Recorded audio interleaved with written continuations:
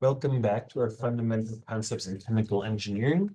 Today we're going to be covering energy balances, and this will finish our unit on mass and energy balances.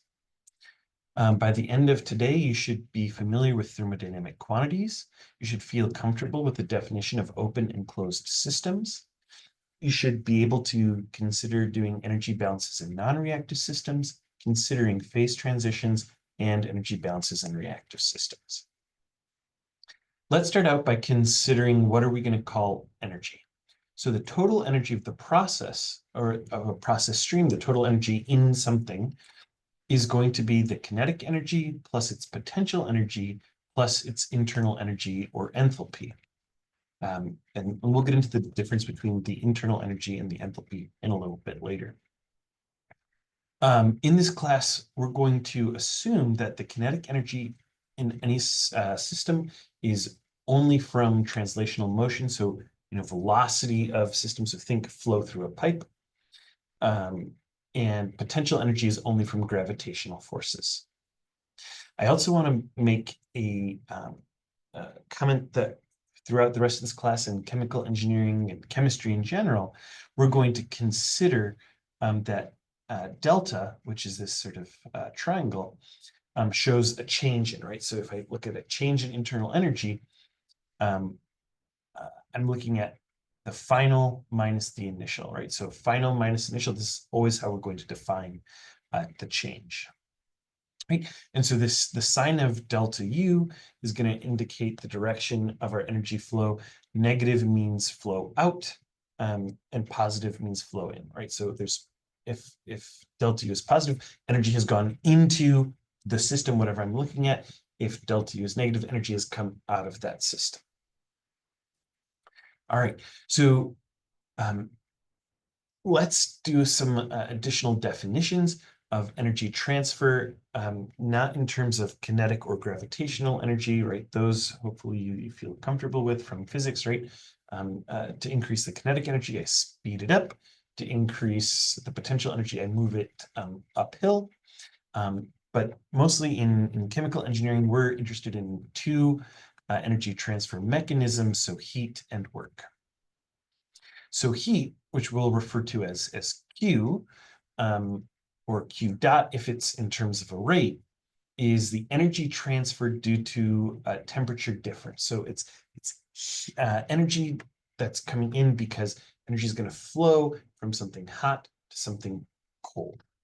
Okay, so if I think about a sort of a system block and there's some temperature outside of a system that's warmer than T0, heat is going to flow into that system from the surroundings.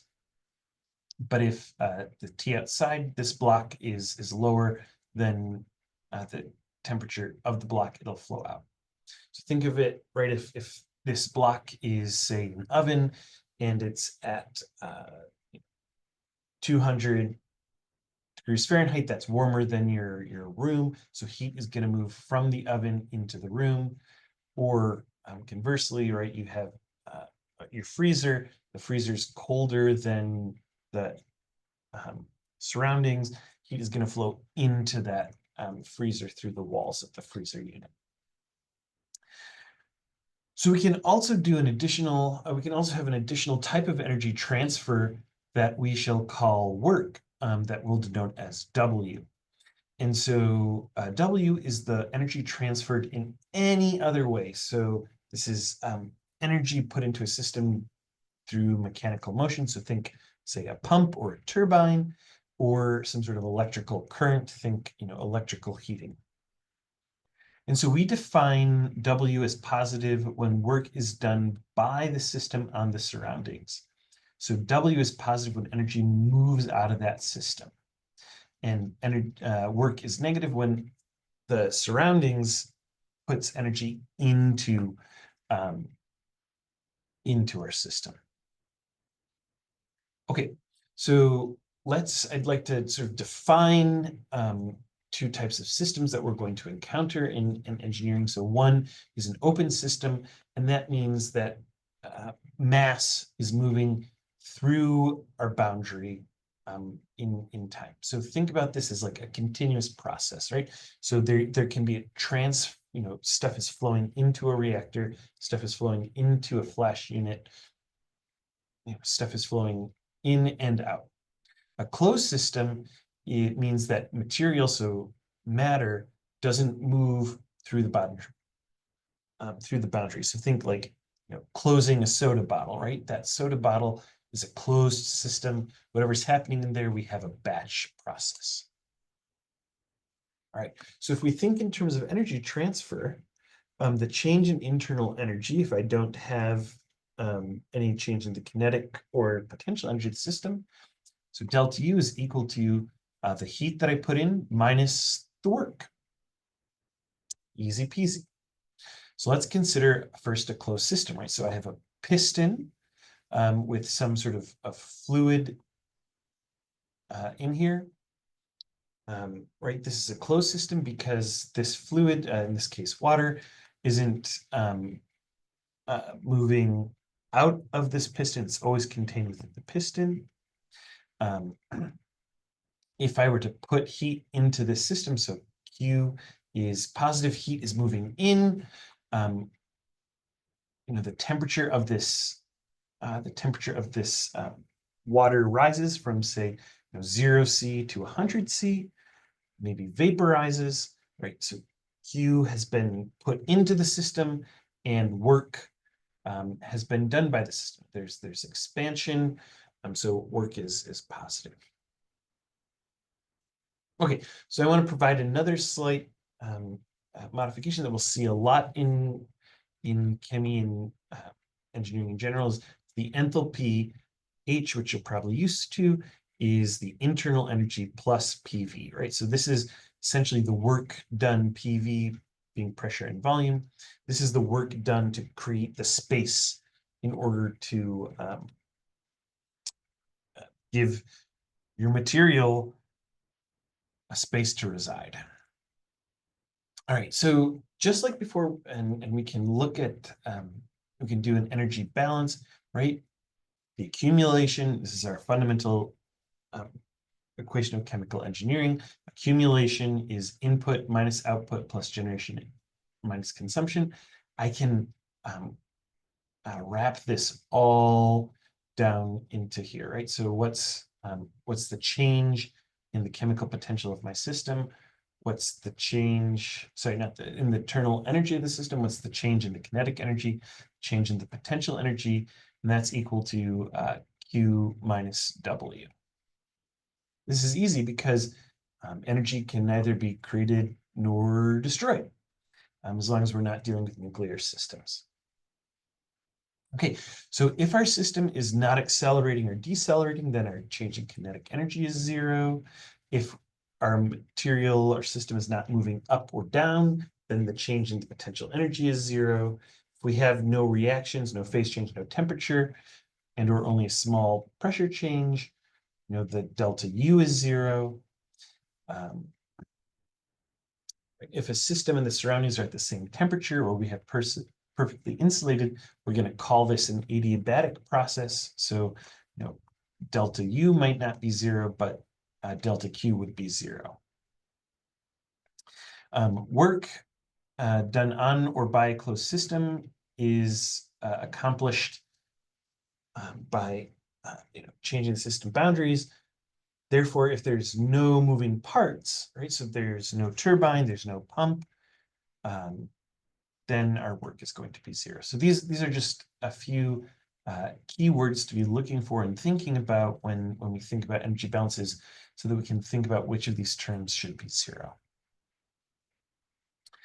Okay, so once again, I want to talk just a little bit about definitions. In SI units, we think about energy. If I think about power, that's going to be a joule. Sorry, if I think about energy, that's a joule in SI units. If I think about power, that's a watt, which is a joule per second. A batch process, right? We're not thinking about how much, it's just the total energy going in. In a continuous process, we want to think about an energy demand rate, or how much power, how much energy per time is going in to a system. We're going to define that as a watt, which is a joule per second. Lastly, I'll make a quick comment on efficiency. This is going to come up a little bit later in this course. And usually we say something, how efficient something is the energy put in to a system versus the desired change in a process, right? So if I have a turbine or a pump, those aren't 100% efficient, so energy is sort of lost to the surroundings. All right, so oftentimes what we're going to see in thermodynamics and mass and heat transfer, etc., we need to find out what are the energies of materials. And we often get these from thermodynamic tables. And so these are going to provide us information about a system. So here I'm showing a steam table. So this gives me the properties of saturated steam. And what we'll find in here is all sorts of information that's really useful in doing energy or energy balances, or really any sort of thermodynamic analysis of a system. So over here, we have the temperature, this pressure, right? I have thermodynamics, saturated steam. So this would be the pressure, equilibrium pressure above water at that temperature. And then I have these three columns. So first I have my specific volume. So how much space is taken up by a kilogram. So you'll see water. This is that one,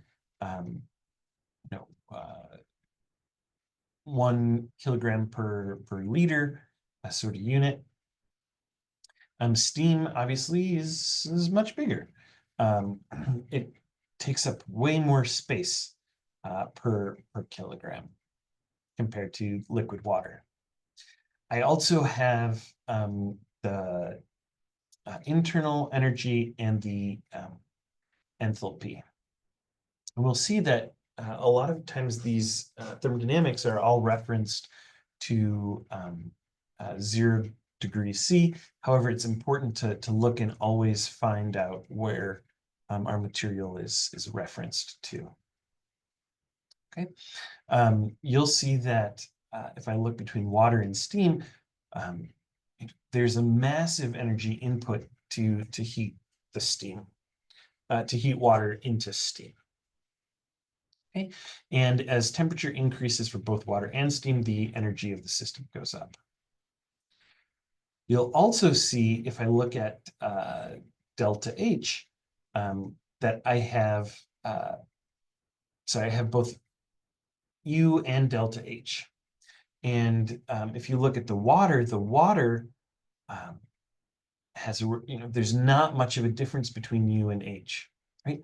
This is because, of course, the difference between U and H is H has U plus PV. And the specific volume here is very small, right? So this volume, that V part of PV, is essentially 0. So there's no difference here. But in terms of the steam, there is a significant difference, and that's coming because that volume of the steam is no longer negligible. Oftentimes, what you'll see when we look at these tables is we have not only the water, the liquid and the vapor versions, but you'll also often have an enthalpy or a heat of vaporization. So this is just the energy difference between the liquid and the vapor enthalpies.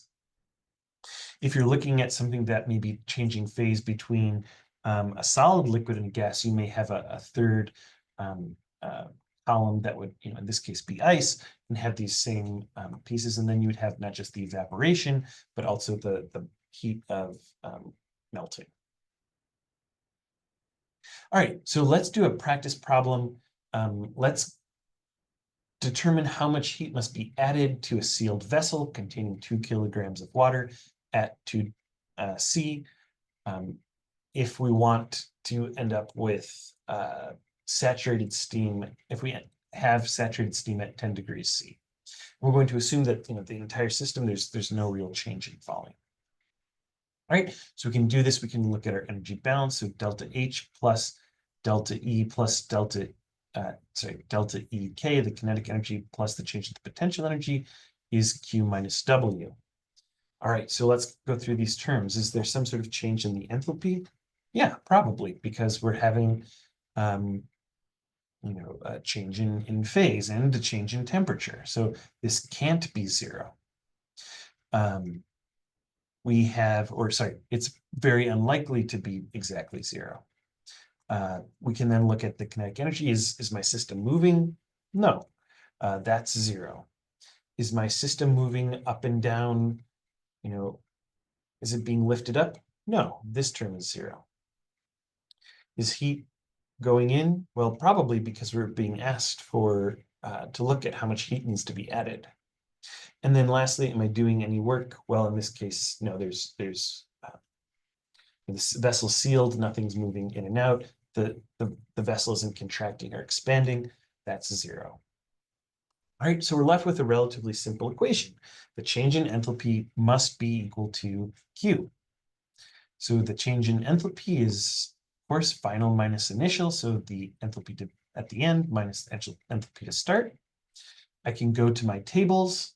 I can say, okay, hey, I know at the beginning I have water at 2 degrees C.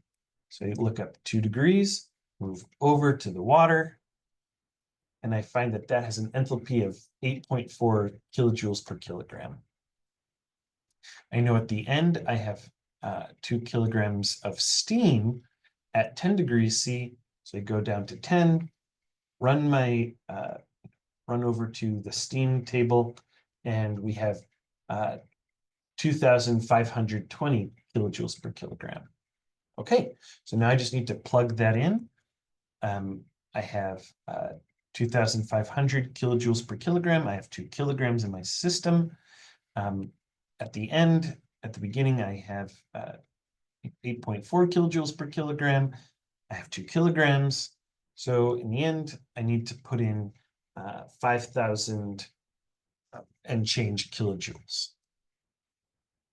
All right, so this is an example of how I would do an energy balance on a closed system. I can do something similar if I have an open system. So let's say we have steam that's being used to drive a turbine. The steam is going to enter my system as a saturated vapor at 200 degrees C, and then it's going to leave my turbine at 100 degrees C. A condenser then cools the steam down to room temperature. We're going to be asked to determine the work and the heat that's removed from this system. Okay, so just like our mass balances, the first thing that we need to do is draw a picture. So here I have, I have 2 processes. I have a turbine, right? That's this first thing, and then I have a condenser, so I can draw a box and have my condenser. I'm going to label those so I know what units I've got going on. I have steam that's entering my system at 200 degrees C. I want to note this in my diagram for use later. My turbine, right, that's there to extract work. So I know that work is happening in my turbine. I'm going to assume that that turbine is adiabatic. And I have steam that's coming out of the turbine at 100 degrees C, right, because the problem statement tells me so. I'm going to enter a condenser. The condenser is going to be no moving parts. I'm just sucking heat out. So Q is going to come out, and then I'm left with water at room temperature, right? Because that's what exists at room temperature is liquid water. All right, so I've moved my diagram up here. And now we're ready to start my energy balances. Notice that I have quite a few places. I have 3 energy balances that I could do. I could do an energy balance over the entire system. I could do an energy balance over the turbine or the condenser. First, if I just analyze the system, I can see that I know how much energy comes in as steam and leaves as water, and I know that I have both work and I have work and heat that I can use, but I don't have a way to directly determine how much comes out as work or Q. So I'm actually going to start my balances by looking at each of these individual units. And so let's do the turbine first, as it's showing up first in our system. All right, so here we have our energy balance.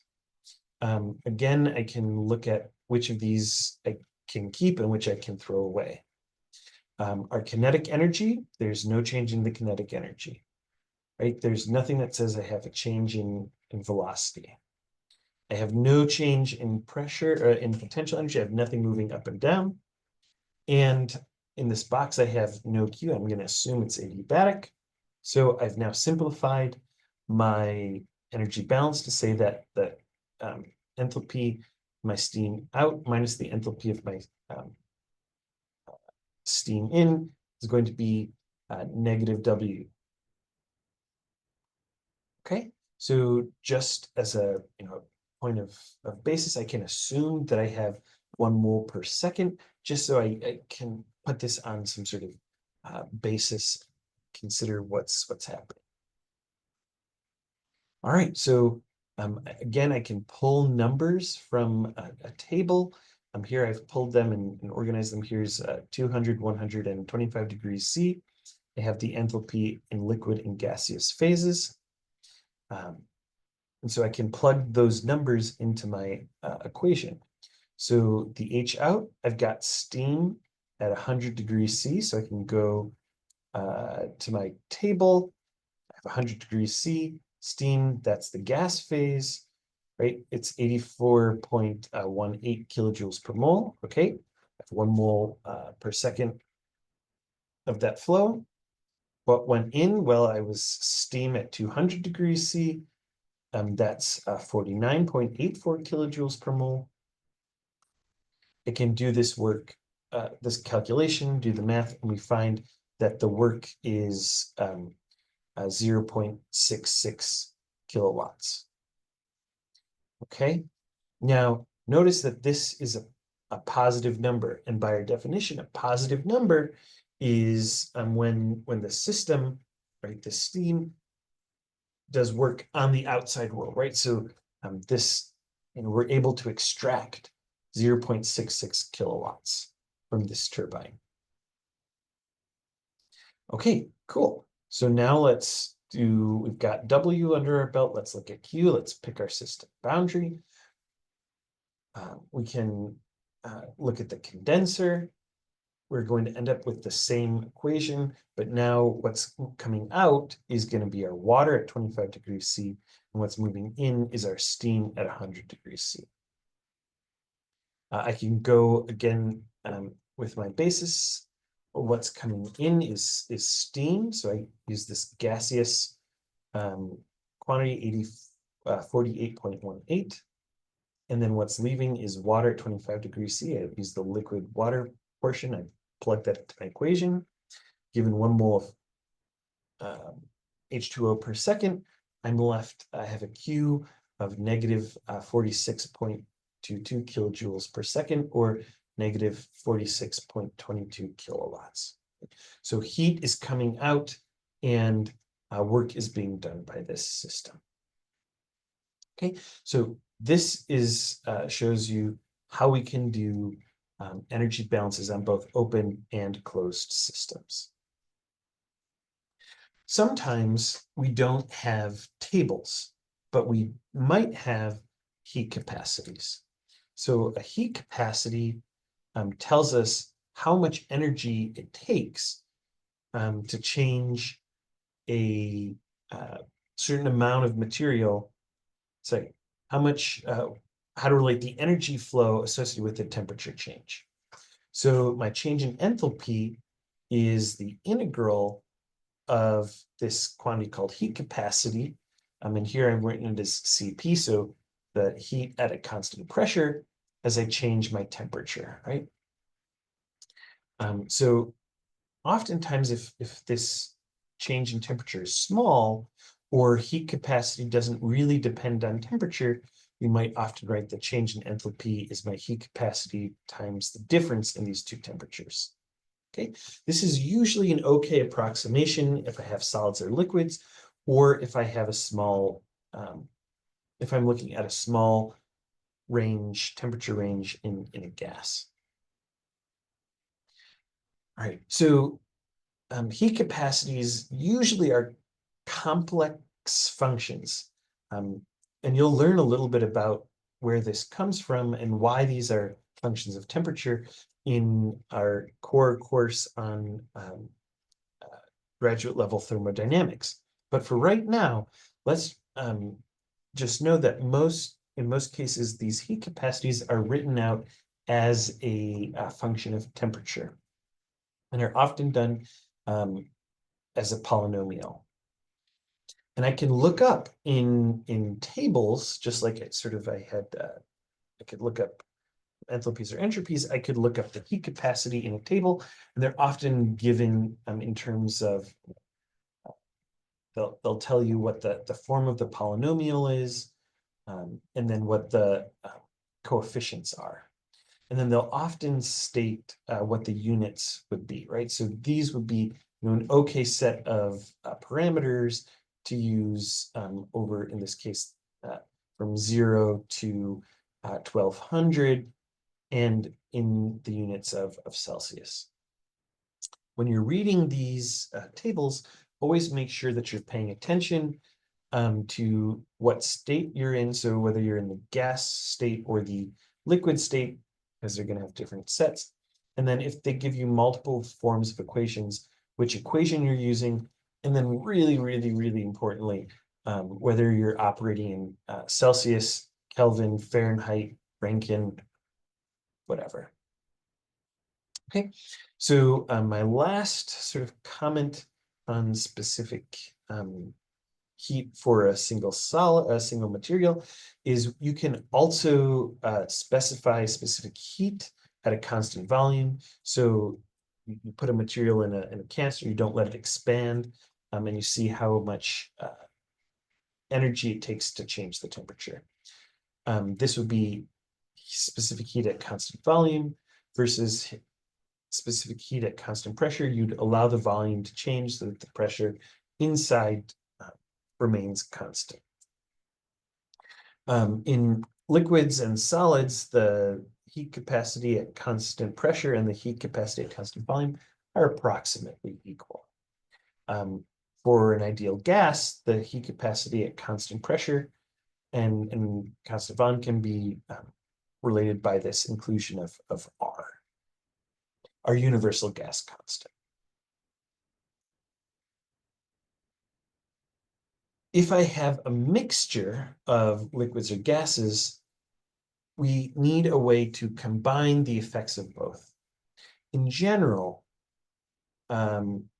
we approximate the mixture of gases or liquids as a weighted average of the components. So we just take the mole fraction times the molar heat capacity, or the weight fraction times the specific heat capacity. Often if I have dilute mixtures, so if I have very small amount of CO in a bunch of CO2, it usually doesn't really change things. So I just neglect the minority component. Okay, so these are approximations because we're sort of ignoring effects of mixing, but usually that's a pretty good approximation. All right, so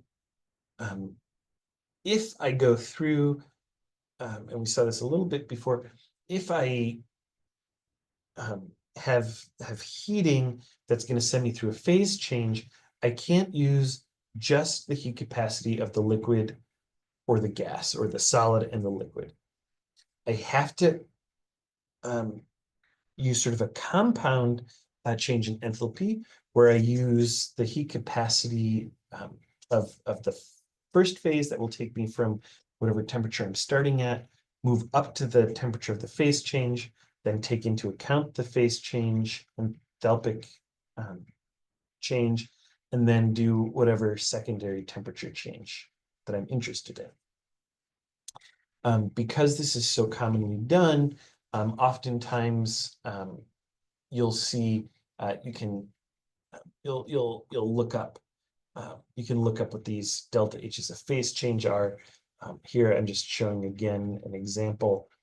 Here's a temperature of heat of melting, as well as the temperature of that melting, right? So this phase change for acetic acid is at 16.6 degrees C, so that would go here and here. And then I would use this delta H of melting, and I could read that off the table.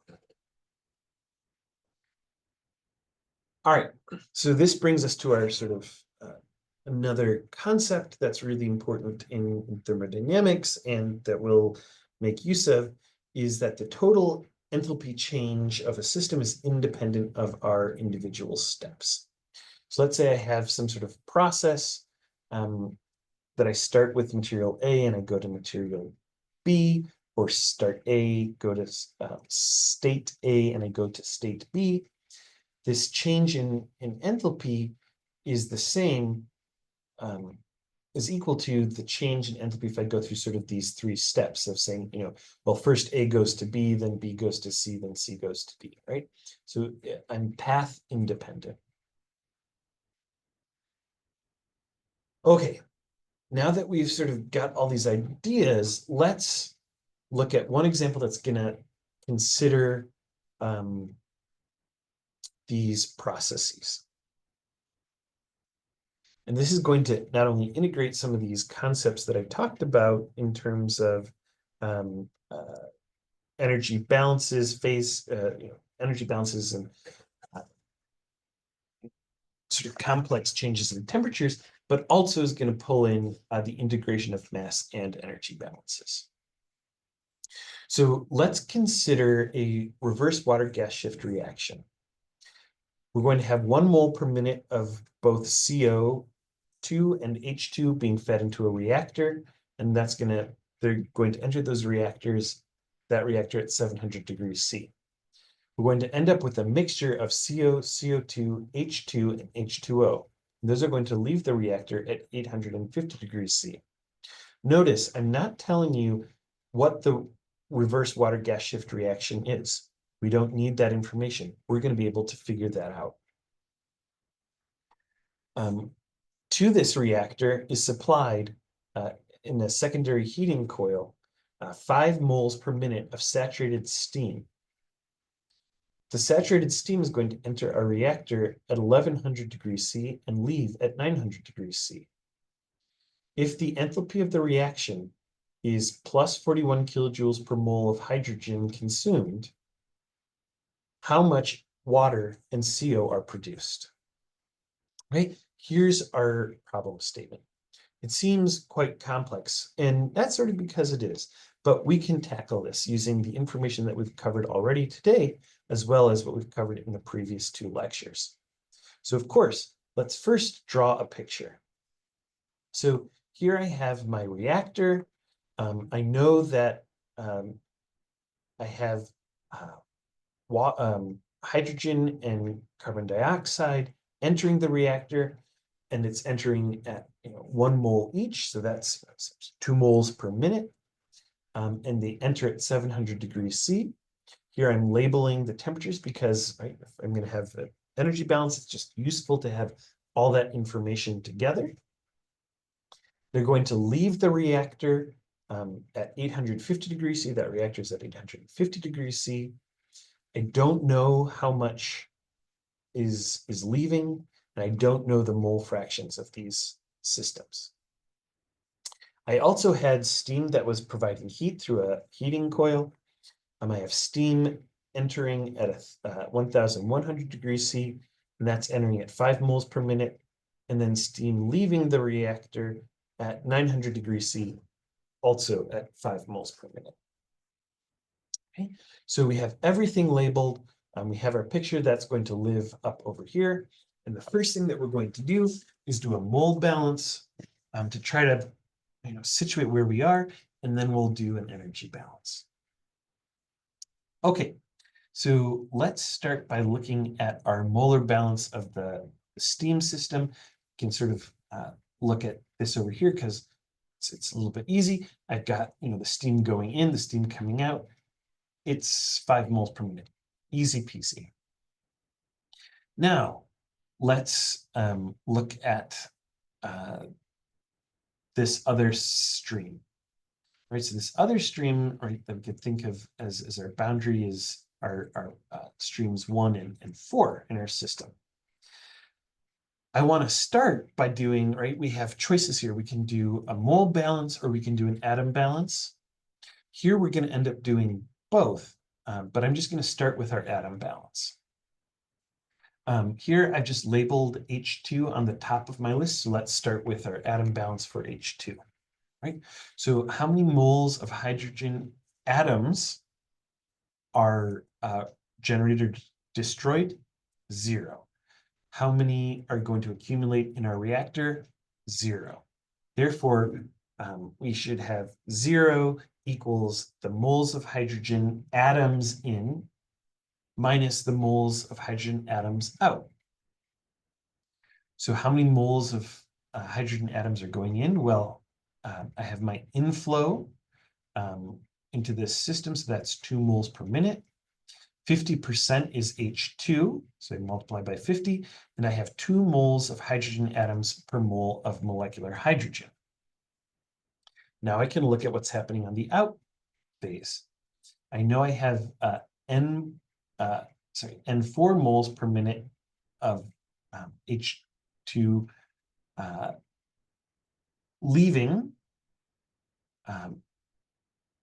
and then I have, for every mole of H2 leaving, I have 2 moles of hydrogen atoms, and then I have N4 moles per second of water leaving, and I have, again, 2 moles of hydrogen atoms per mole of water.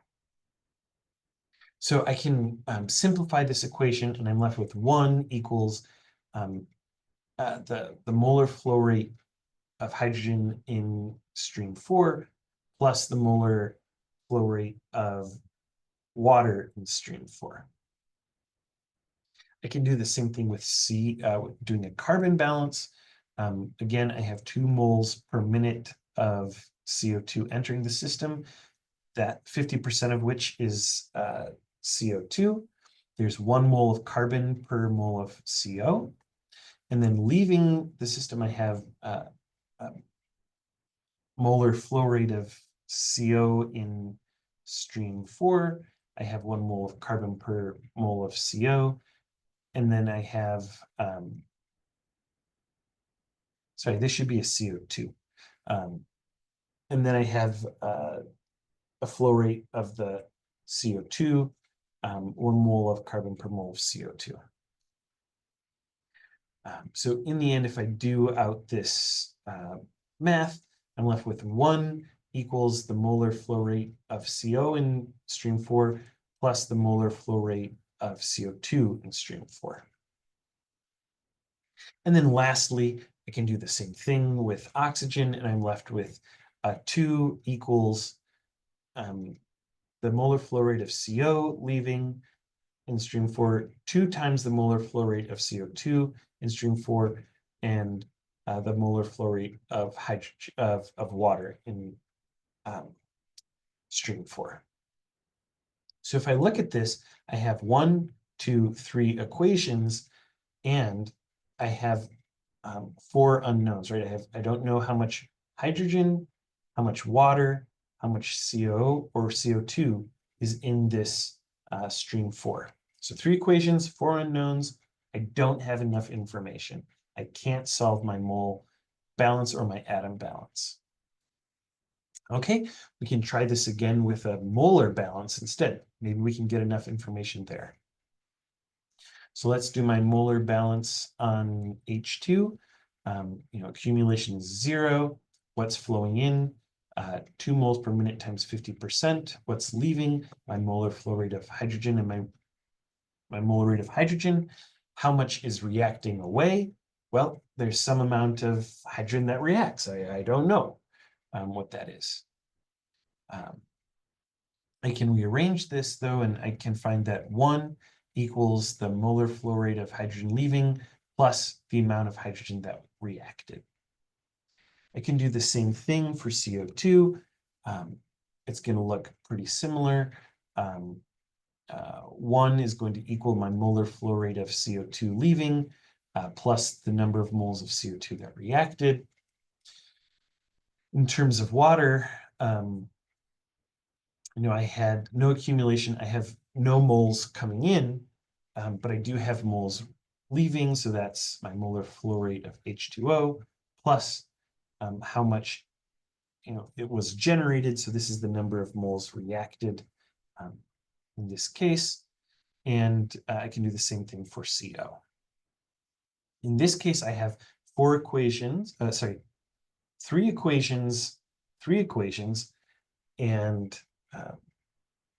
four equations. 1, 2, 3, 4 equations and 8 unknowns, because not only do I have the species, but I don't know how much each of them reacted.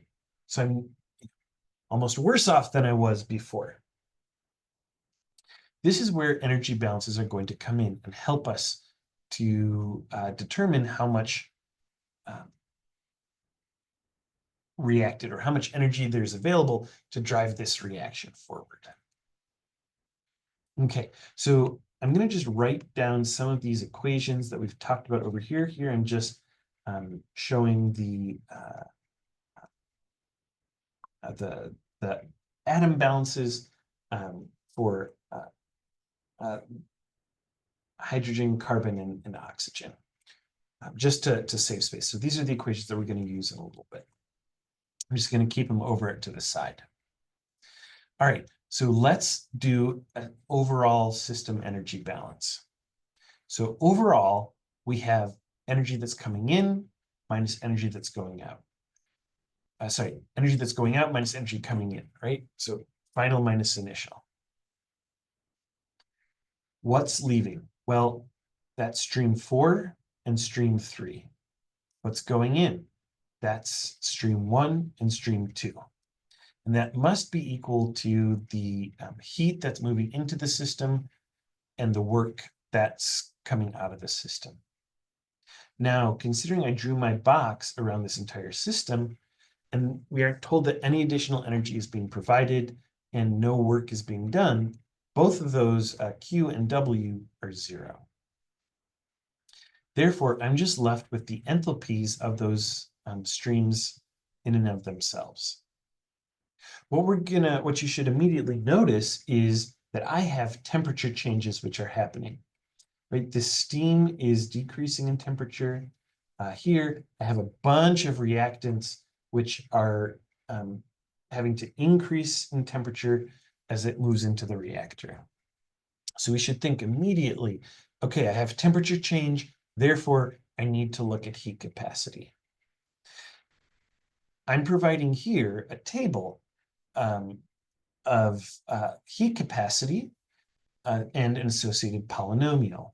So here we have A, B, C, and D that will fit this polynomial. I'm given that this is a heat capacity at constant pressure in joules per mole K. And I have 4 different species. So all of the species that we might use. So that's CO, CO2, H2, and H2O. And we're told that the temperature needs to be in Kelvin for this as part of these units. Okay, so let's go and let's start thinking about our system, right? I need to know, what's going in, what's coming out. I want to start, so let me go back. I want to look at this equation in my energy balance. I know that I have sort of this 2 and 3. I'm going to just start out by looking at 2 and 3 because that's going to be the easiest piece, right? I know the most information about that, right? I know how many moles there are, and I know what the temperature change is. So let's see if we can look at that steam system, right? So I have N3 minus N2 is the delta H of that steam. And from the definition, it's our molar flow rate of the steam times the integral from T1 to T2 of the heat capacity. Right? Here's this chart down here that we're going to use to fill this in. So I know in terms of my delta H of steam, I'm starting from 1100 C and I'm going to 900. So I have my integrands on here is 1100 to 900.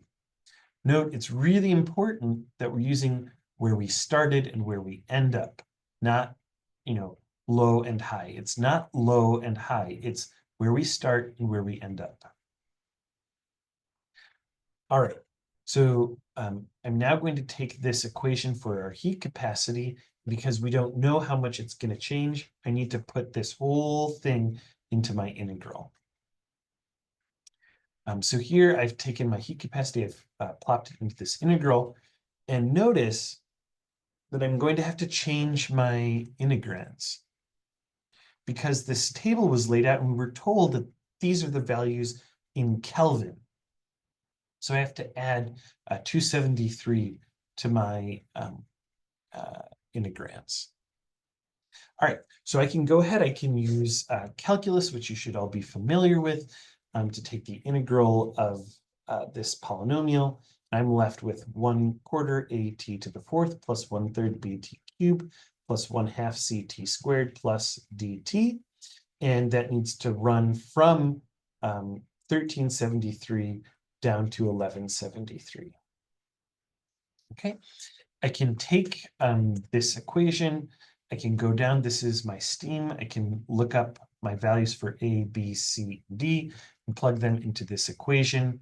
And I now am left with just some nasty algebra to plug through. This whole integration term ends up being negative 8.9 kilojoules per mole. What's the molar flow rate? Well, that's 5 moles per minute. So my change in enthalpy of this steam loop is negative 44.56 kilojoules per minute. That was a lot, right? That was just a lot of plugging and chugging, but we now know how much heat is lost by this steam loop. Okay, so let's go back, do our energy balance. We can look up here, right? Earlier I had HN4 plus HN3 minus HN1 minus HN2, but we know what HN3 minus HN2 is, and that's equal to negative 44.56 kilojoules per mole. So I've replaced that, and we're now left with this simplified equation. All I need to know is what HN4 minus HN1 is. Okay, so let's determine what needs to happen. Well, here, I'm going to again use this idea of our Hess cycle, right? So remember, I'm path independent. So what's happening in this reactor? Well, this stream needs to be heated from 700 to 850, and then I need to undergo a chemical reaction. Note that it doesn't matter if I consider, well, maybe there's a chemical reaction and then I heat, or it heats up a little bit and then it reacts and then it heats up again, right? I'm path independent. So how we can write this is I'm going to heat up, for simplicity, I'm going to assume that we're just going to heat up the hydrogen first, from 700 to 850. Then I'm going to heat up the CO2 from 700 to 850. And then finally, I'm going to undergo my reaction, which is going to release or consume heat. Okay, so we have three components to this part of my energy balance. And we're going to tackle each of these pieces one at a time. All right, so let's tackle first this temperature change.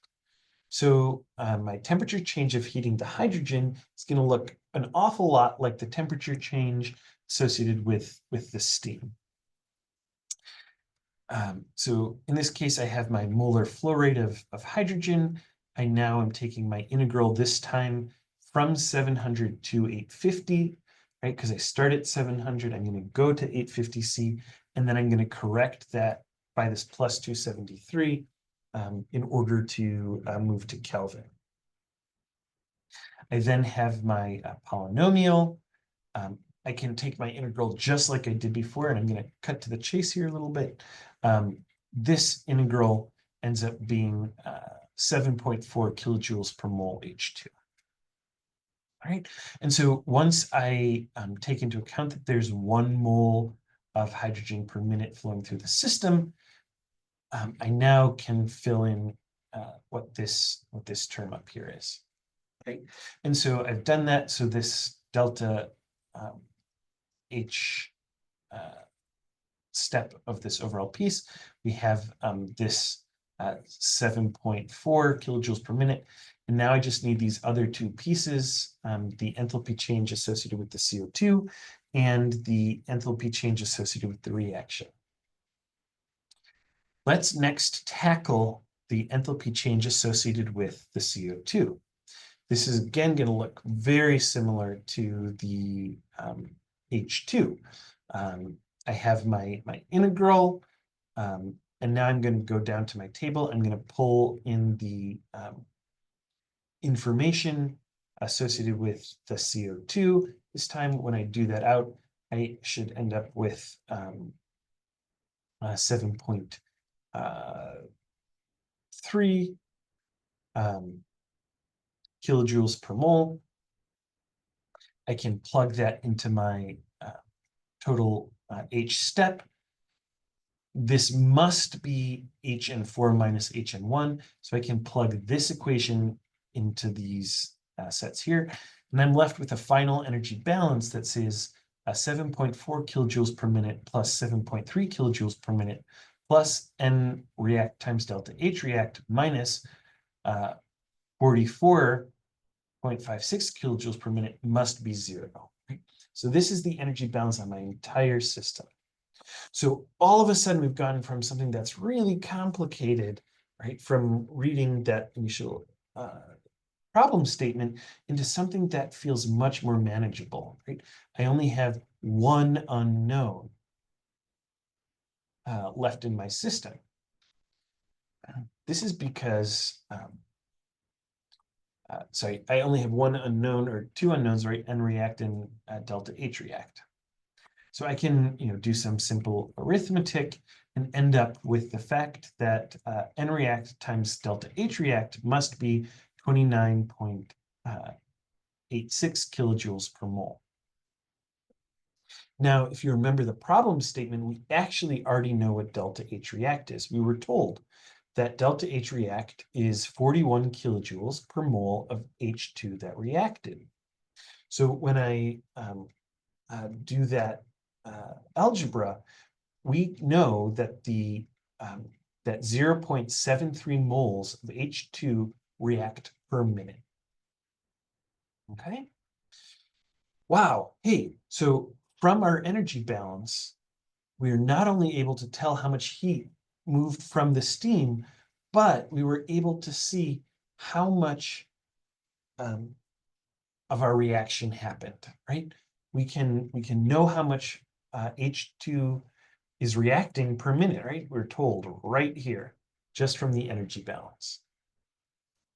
Okay, so let's combine our energy balance information, so N react, in conjunction with all of the different versions of the mole balances and atom balances. right? We now sort of have too much information, but I'm going to lay them all out here because we're going to want to pick the things that look easiest to solve, right? So let's look at this. I know what my moles of H2 reacted are. I can scan through the system and see what's most useful, right? What's going to solve my simultaneous equations most simply. And it's this first one, right? Because I only have, once I recognize that we know how much H2 reacted, I'm only left with one unknown, right? I can plug the that reacted H2 in there, do some algebra, and then we find that the number of moles of H2 leaving the system, leaving on the right-hand side, is 0.27 moles per minute. Right? So I can now put that over here, right? I now know that. I can now scan through my system. What's the next easiest thing that's got the, that's going to contain N4H2? Well, it's this equation down here, right? There's only one other unknown. I can substitute in my knowns, again, do algebra, and I find that I have 0.73 moles of water per minute leaving through stream 4. Okay, once again, I can clean up my equations. I can look through the system. The system that is most beneficial is plugging in down here. I then can see that, hey, I don't have a simple solution. I need more information. Well, looking through the equations that I haven't used yet, I can see that I have this equation right here, 1 equals N4CO plus N4CO2. Hey, these unknowns are the same as the unknowns here. 2 equations, 2 unknowns.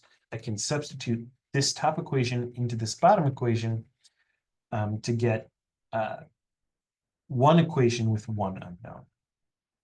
And so all I've done is substituted into here. I rearrange, do the algebra, and I find that the moles of CO2 leaving the system is 0.27 moles per minute. Okay, I now know how much CO2 is leaving the system. I can then solve this last equation and find that the number of moles of CO leaving is 0.73. Okay, so here's all of my molar flow rates. And then not only have I now sort of solved my problem, right? I know what all of my molar flow rates are leaving, which is fantastic, but we can also see that the reaction must be a 1-to-1, right? CO and water are formed in the identical, CO and water are formed in the identical ratio. We can also see that the amount of H2 and CO2 consumed is the same, and it's equal to the amount of H2O that was formed, right? So this must be the reaction. So just by doing a mole balance and an energy balance, not only have we solved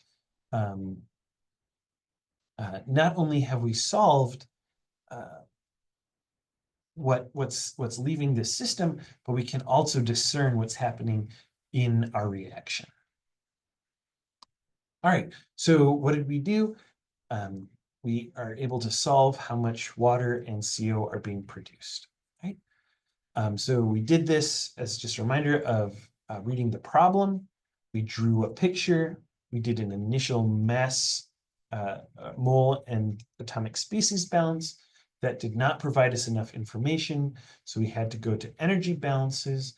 We did an energy balance on the steam stream, and then we did an energy balance on the reacting stream. That reacting stream, we had a temperature change and a reaction. We took into account the energy change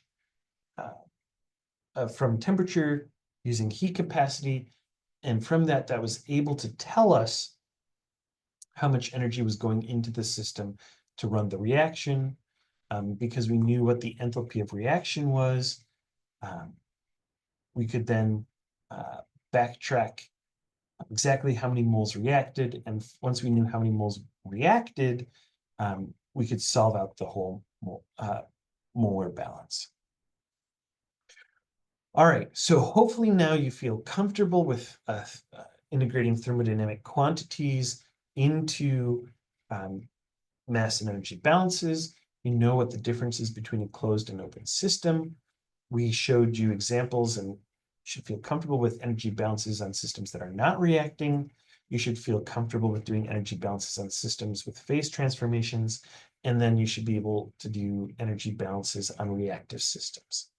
Of course, like we showed in that last final example, these often require coupling to mass balances. By coupling both mass and energy balances, we can discern massive quantities of information about how a chemical system is behaving.